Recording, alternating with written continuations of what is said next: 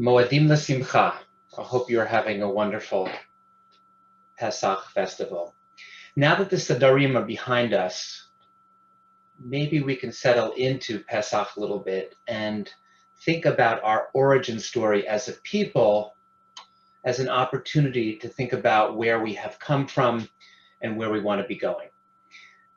The coming of spring and the renewal of the world is a great time to ask ourselves, how do we want to be living our lives? And I want to offer you two distinct possibilities that have opposite conclusions.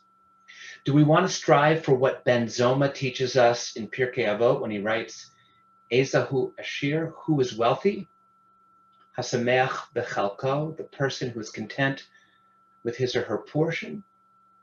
Or should we strive for its opposite, for what Rav Kook, the first chief rabbi of Palestine, teaches when he writes, in order to lead human beings on the path of continual improvement, God implanted within the human soul the incessant drive to seek more. In other words, says Rav Kook, it's our dissatisfaction with what we have that causes us to grow. So which is it? To be content with what we have or to strive for more? Even though the Seders have passed, let's look back at one of our favorite Pesach melodies, Dayenu, and see if we can resolve the apparent contradiction. When you look at the verses of Dayenu, you see that every stanza is a conundrum. For example, we sing, if God had split the sea without taking us through onto dry land, it would have been enough, Dayenu. But how would that even make sense?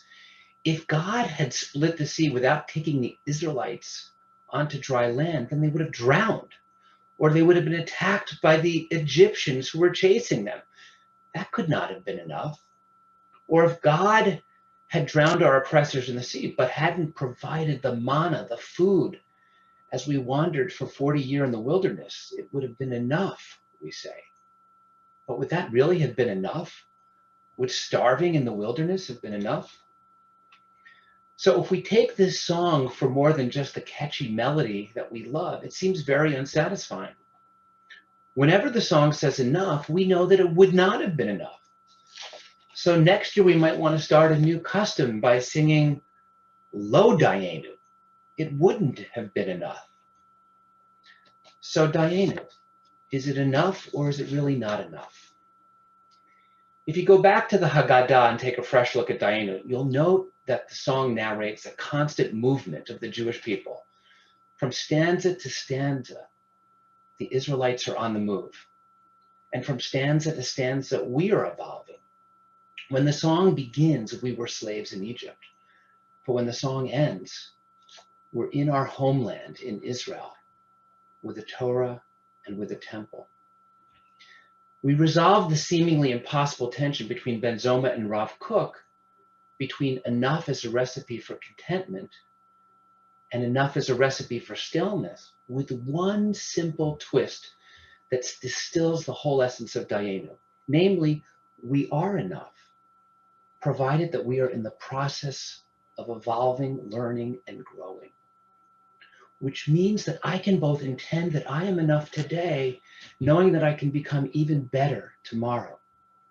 My enoughness does not mean that I can rest on my laurels and become complacent. Instead, my enoughness allows me to appreciate what I have, like Ben Zoma, and hope to continue to strive to grow like Rav Kook. We adults past a certain age face this challenge. Does our enoughness too often lead to complacency? Some of us adults past a certain age mistakenly think that our identities are set. We say to ourselves, change is for the young. I have a job. I have a mortgage. I have a family.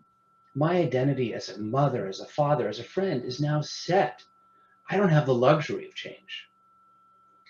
But it's not just kids and teens and young adults who get to evolve and change and deepen who they are. All of us get to continue to grow and to change throughout our lives. And we also have a right to appreciate who we are at any given moment. And so we can sing Dayenu. May we be enough right now, and may we constantly be in the process of becoming enough, both at the same time. I wish you all a wonderful end to your Pesach festival.